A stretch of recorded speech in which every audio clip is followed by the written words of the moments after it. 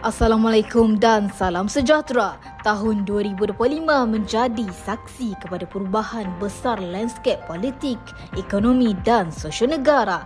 Daripada keputusan berani kerajaan, detik bersejarah di pentas dunia sehinggalah tragedi yang menguji emosi rakyat.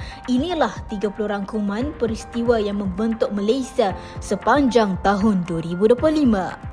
Berita penting yang menjadi tumpuan utama. Disember 2025 menyaksikan rombakan kabinet apabila Perdana Menteri Datuk Seri Anwar Ibrahim menyusun semula jemaah menteri bagi memperkukuh pentadbiran negara.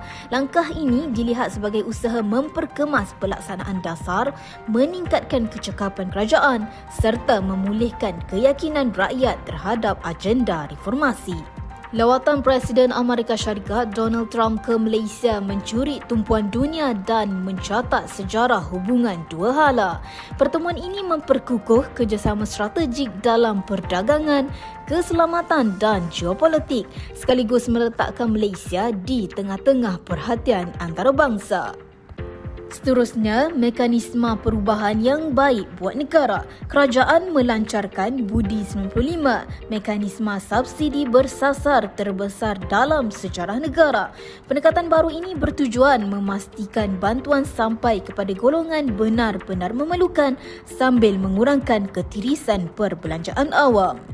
Berita seterusnya, pilihan raya negeri Sabah mencerminkan perubahan sentimen.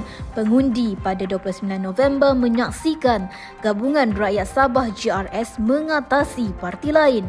Namun berita sedih menyelubungi apabila Ahli Parlimen Kinabatangan dan Ahli Dewan Undangan Negeri Lamak Datuk Seri Bong Mukhtar Radin meninggal dunia pada 5 Disember lalu. Antara yang dinanti-nantikan rakyat ialah berita ini. Belanjawan 2026 dibentangkan sebagai langkah drastik kerajaan meredakan tekanan kos sara hidup rakyat. Pelbagai inisiatif diperkenalkan memberi tumpuan kepada kebajikan, ekonomi domestik dan daya tahan kewangan negara. Beralih ke berita sukan, kontroversi melibatkan FAM dan FIFA berhubung pemilihan pemain naturalisasi mencetuskan perdebatan hangat dalam kalangan peminat bola sepak tempatan dan ia masih berlarutan sehingga kini. Dari sukan kita ke berita politik, Kongres Parti Keadilan Rakyat mencatat detik penting apabila Nurul Izzah Anwar menewaskan Rafizi Ramli dalam perebutan jawatan utama parti.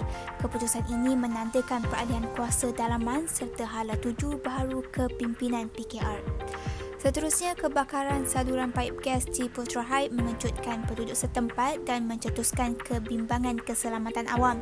Bagaimanapun, tindakan pantas kerajaan pusat dan kerajaan negeri Selangor melegakan penduduk setempat. Berita menyedihkan, negara dikejutkan dengan kemalangan maut membabitkan sebuah bas membawa 42 mahasiswa daripada Universiti Pendidikan Sultan Idris UPSI dalam perjalanan dari Jetih, Terengganu ke Tanjung Malim Perak.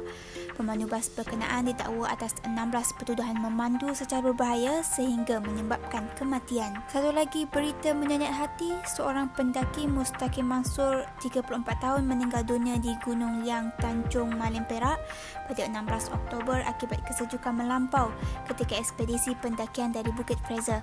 Mayatnya ditemui di puncak gunung dan siasatan polis turut melibatkan penahanan 2 malim gunung yang tidak mempunyai permit sah memasuki kawasan hutan simpan di Perak. Kita ke berita ekonomi, ringgit meneruskan momentum pengukuhannya pada Disember ditutup pada paras 4.08 berbanding dolar Amerika Syarikat AS menjelang pengumuman data pekerjaan bukan ladang NFP dari AS. Seterusnya ke berita mahkamah. Mahkamah Rayuan melepas serta membebaskan Ahli Parlimen Muar Syed Saddiq Syed Abdul Rahman. Keputusan ini menamatkan episod panjang perbicaraan dan mencetuskan pelbagai reaksi dalam landscape politik negara. Masih lagi dengan berita mahkamah berprofil tinggi. Mahkamah Tinggi Kuala Lumpur pada 26 Disember mendapati bekas Perdana Menteri Datuk Seri Najib Razak bersalah atas kesemua 4 pertuduhan salah guna kuasa dan kesemua 21 pertuduhan pengubahan wang haram yang dikaitkan dengan dana 1MDB diselewengkan. Beliau didakwa menggunakan kedudukannya untuk memperoleh suapan berjumlah 2.3 bilion ringgit daripada dana 1MDB. Albert T. Jianqing dan Datuk Seri Syamsul Iskandar Muhammad Akin menghadapi pertuduhan mahkamah melibatkan suapan untuk kelulusan lesen mineral di Sabah dengan kedua-duanya mengaku tidak bersalah. Kedua-dua mereka menghadapi 4 pertuduhan rasuah sebanyak RM176,829.3. Mahkamah menetapkan sebutan semula kes pada 8 Januari 2026. Seterusnya, kerajaan memperkenalkan keperluan lesen kepada pengendali media sosial berkuat kuasa awal tahun ini, bertujuan menangani penyebaran kandungan berbahaya dan maklumat palsu.